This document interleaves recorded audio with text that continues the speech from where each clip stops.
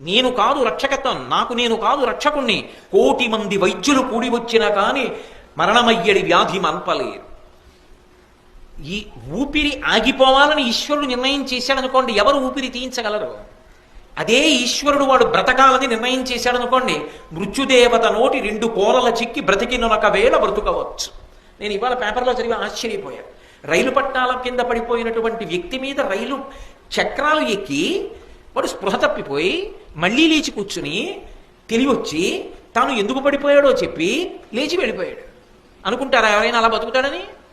రైలు పట్టాల మీద నిలువుగా పడిపోతే ఎక్కేసిన చక్రాల దగ్గర నుంచి ఇవాళ అందులో చిత్రపటం వేస్తే చూసి నేను ముక్కున వేలేసుకుని అనుకున్నాను.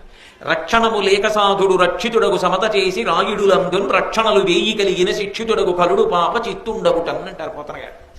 రక్షణ అన్న 3 అక్షరాలు ఎక్కడి నుంచి వస్తాయంటే ఒక్క పరమేశ్వర